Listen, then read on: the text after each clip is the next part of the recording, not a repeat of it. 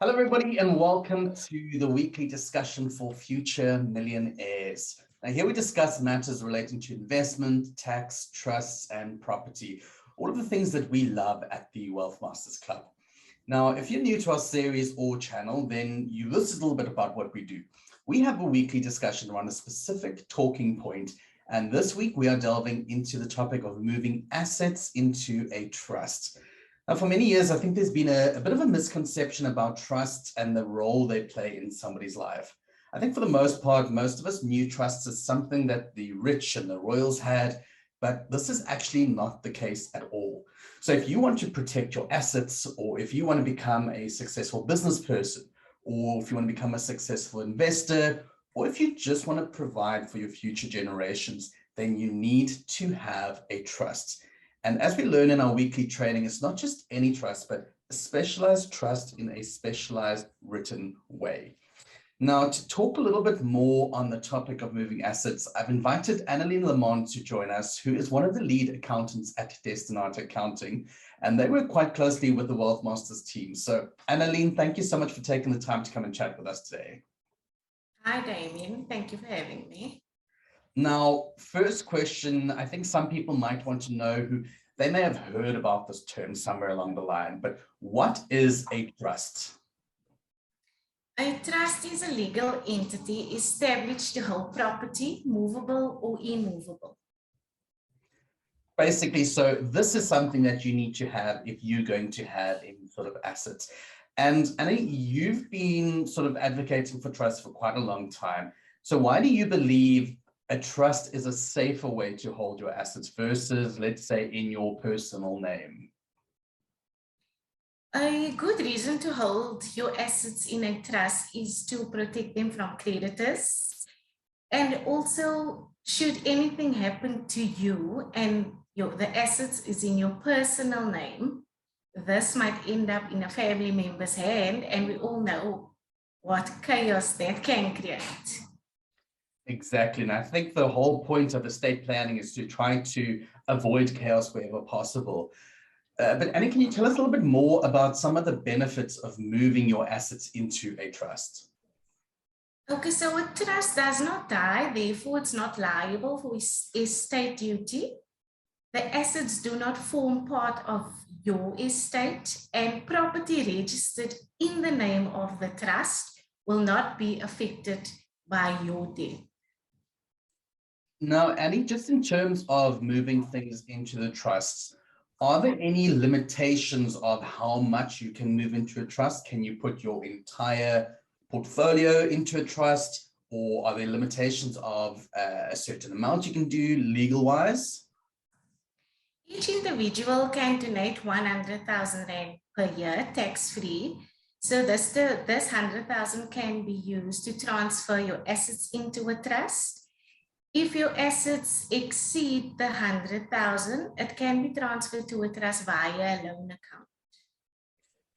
And Annie, tell us a little bit about the process of moving assets to a trust.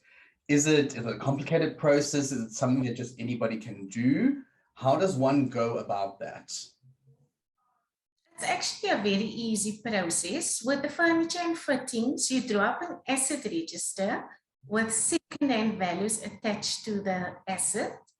And then your accountants will do the necessary supporting documents like a deed of donation if it's donated to a trust. If your assets are being sold to the trust, your accountants will do an agreement of sale. And then just a very important note, Damien, when you are transferring motor vehicles or trailers, etc., to your trust, a change of ownership must be done. So you need to register this vehicle in the name of the trust, and then the registration documents must be sent to your accountant. Annie, now we spoke a little bit about the assets that are, like furniture and cars and stuff. In the event of a bigger asset, let's say like a property, how does one move a property into a trust? There are different methods of moving a property into a trust, like the conventional way, that is the trust purchase a property from a willing seller. There's a usufrucht method, and as well as the ALA method. Now, I'm not going to go into a lot of detail with these methods because throughout the year, there will be articles explaining these methods into detail. And I'm sure everyone's looking forward to those.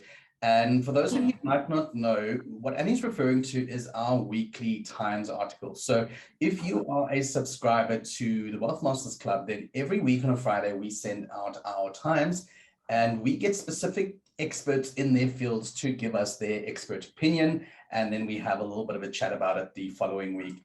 Annie, obviously you sent your article out last week about moving assets.